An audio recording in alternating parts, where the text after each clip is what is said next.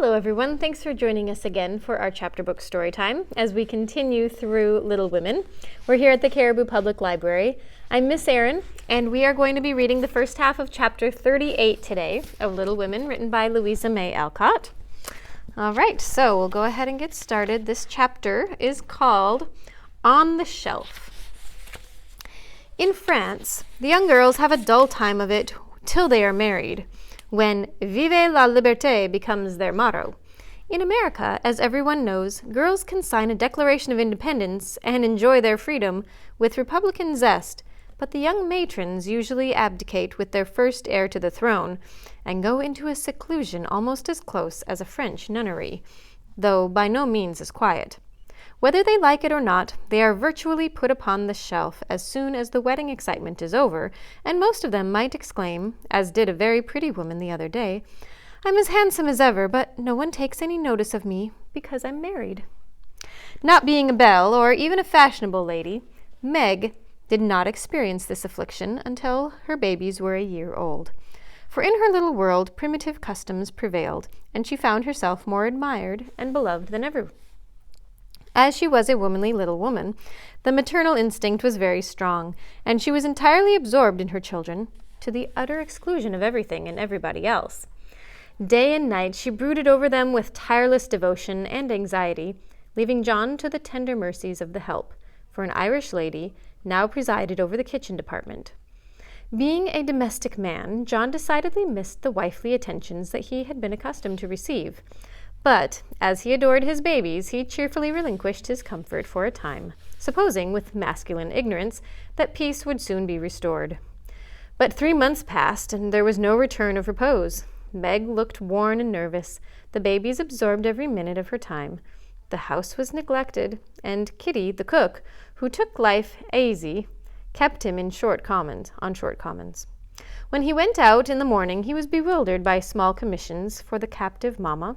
If he came gaily in at night, eager to embrace his family, he was quenched by a "Hush, they're just asleep after worrying all day." If he proposed a little amusement at home, no, it would disturb the babies. If he hinted at a lecture or concert, he was answered with a reproachful look and a decided, "Leave my children for pleasure? Never." His sleep was broken by infant wails and visions of a phantom figure pacing noiselessly to and fro in the watches of the night. His meals were interrupted by the frequent flight of the presiding genius, who deserted him, half-helped, in a muffled chirp sounded from the nest above, and when he read his paper of an evening, Demi's colic got into the shipping list, and Daisy's fall affected the price of stocks. For Mrs. Brooke was only interested in domestic news. The poor man was very uncomfortable, for the children had bereft him of his wife, home was merely a nursery, and the perpetual hushing made him feel like a brutal intruder whenever he entered the sacred precincts of babydom. He bore it very patiently for 6 months, and when no signs of amendment appeared, he did what other paternal exiles do, tried to get a little comfort elsewhere. Scott had married and gone to housekeeping not far off, and John fell into the way of running over for an hour or two of an evening when his own parlor was empty, and his own wife singing lullabies that seemed to have no end. Mrs. Scott was a lively, pretty girl with nothing to do but be agreeable, and she performed her mission most successfully. The parlor was always bright and attractive, the chessboard ready, the piano in tune, plenty of gay gossip, and a nice little supper set forth in tempting style. John would have preferred his own fireside if it had not been so lonely, but as it was, he gratefully took the next best thing and enjoyed his neighbors' society.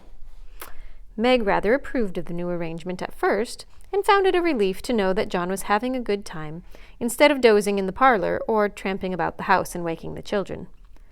But by and by, when the teething worry was over, and the idols went to sleep at proper hours, leaving Mamma time to rest, she began to miss John and find her work basket dull company, when he was not sitting opposite in his own dressing gown, comfortably scorching his slippers on the fender. She would not ask him to stay at home, but felt injured because he did not know that she wanted him without being told, entirely forgetting the many evenings he had waited for her in vain. She was nervous and worn out with watching and worry, and in that unreasonable frame of mind which the best of mothers occasionally experience when domestic cares oppress them, want of exercise robs them of cheerfulness, and too much devotion to that idol of American women, the teapot, makes them feel as if they are all nerve and no muscle. Yes, she would say, looking at the glass, I'm getting old and ugly. John doesn't find me interesting any longer. So he leaves his faded wife and goes to see his pretty neighbor, who has no encumbrances. Well, the babies love me. They don't care if I'm thin and pale and haven't time to crimp my hair. They are my comfort, and someday John will see that I've gladly sacrificed for them. Won't he, my precious? To which pathetic appeal Daisy would answer with a coo, or Demi with a crow, and Meg would put by her lamentations for a maternal revel, which soothed her solitude for the time being. But the pain increased as politics absorbed John, who was always running over to discuss interesting points with Scott, quite unconscious that Meg missed him. Not a word did she say, however, until her mother found her in tears one day and insisted on knowing what the matter was, for Meg's drooping spirits had not escaped her observation. I wouldn't tell anyone except you, Mother, but I really do need advice, for if John goes on so much longer, I might as well be widowed, replied Mrs. Brooke, drying her tears on Daisy's bib with an injured air. Goes on how, my dear? Asked her mother anxiously. He's away all day, and at night, when I want to see him, he's continually going over to the Scotts. It isn't fair that I should have the hardest work and never have any amusement. Men are very selfish, even the best of them. So are women. Don't blame John until you see where you are wrong yourself. But it can't be right for him to neglect me. Don't you neglect him? Why, Mother, I thought you'd take my part. So do I, as far as sympathizing goes, but I think the fault is yours, Meg. I don't see how. Let me show you. Did John ever neglect you, as you call it, while you made it a point to give him your society of an evening, his only leisure time? No, but I can't do it now with 2 babies to tend. I think you could, dear, and I think you ought. May I speak quite freely, and will you remember that it's Mother who blames as well as Mother who sympathizes? Indeed I will. Speak to me as if I was little Meg again.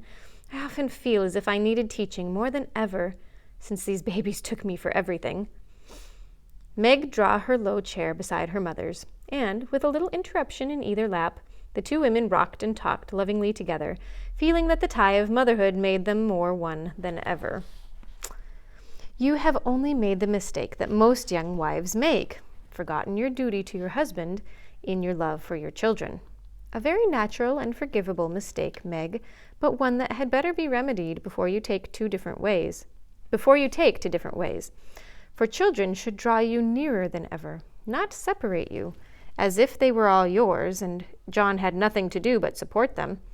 I've seen it for some weeks, but have not spoken, feeling sure it would come right in time. I'm afraid it won't. If I ask him to stay, he'll think I'm jealous, and I would insult him by such an idea. He doesn't see that I want him, and I don't know how to tell him without words.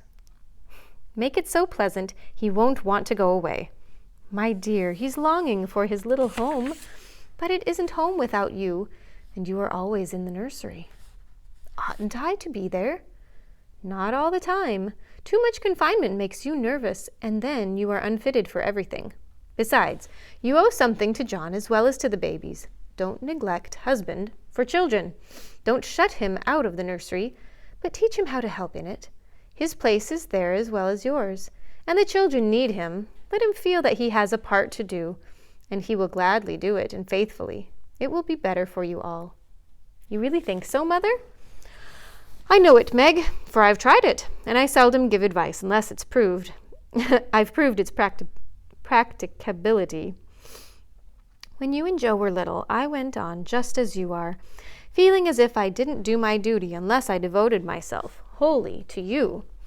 Poor father took to his books after I had refused all offers of help, and left me to try my experiment alone.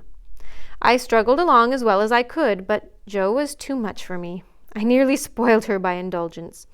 You were poorly, and I was worried about you until I fell sick myself. Then Father came to the rescue, quietly managed everything, and made himself so helpful that I saw my mistake and never have been able to get on without him since. That is the secret of our home happiness. He does not let business wean him from the little cares and duties that affect us all, and I may not let domestic worries destroy my interest in his pursuits. Each do our part alone in many things, but at home we work together, always. It is so, Mother, and my great wish is to be to my husband and children what you have been to yours. Show me how. I'll do anything you say. You always were my docile daughter. Well, dear, if I were you, I'd let John have more to do with the management of Demi, for the boy needs training, and it's none too soon to begin. Then I'd do what I have often proposed. Let Hannah come and help you. She is a capital nurse, and you may trust the precious babies to her while you do more housework. You need the exercise, Hannah would enjoy the rest, and John would find his wife again. Go out more. Keep cheerful as well as busy, for you are the sunshine maker of the family, and if you get dismal, there is no fair weather. Then I'd try to take an interest in whatever John likes. Talk with him, let him read to you, exchange ideas, and help each other in that way. Don't shut yourself up in a bandbox because you are a woman, but understand what is going on and educate yourself to take your part in the world's work, for it all affects you and yours. John is so sensible. I'm afraid he will think I'm stupid if I ask questions about politics and things. I don't believe he would. Love covers a multitude of sins, and of whom could you ask more freely than of him? Try it, and see if he doesn't find your society far more agreeable than Mrs. Scott's suppers. I will. Poor John, I'm afraid I have neglected him sadly, but I thought I was right, and he never said anything. He tried not to be selfish, but he has felt rather forlorn, I fancy. This is just the time, Meg, when young married people are apt to grow apart, and the very time when they ought to be most together.